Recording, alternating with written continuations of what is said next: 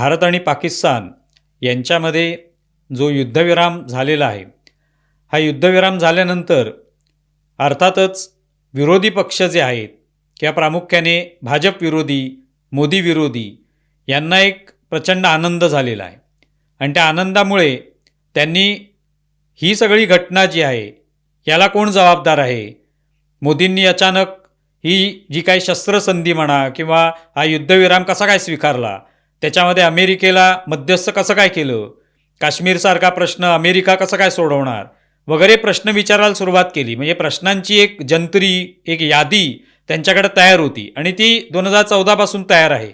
त्यामुळे तशी ती यादी तयार करायला वेळ लागत नाही त्यांना फारसा आणि तेव्हापासून ही सगळा सिलसिला जो आहे सुरू झालेला आहे प्रश्नांचा. आता या संदर्भात नरेंद्र मोदी आपली भूमिका मांडणार आहेत असं वाटतंय. म्हणजे आज आम्ही हा जो व्हिडिओ बनवतोय त्यावेळेला 8 वाजता नरेंद्र मोदी देशाला संबोधित करणार आहेत. त्याच्यात कदाचित हा मुद्दा येतोय की नाही माहिती नाही.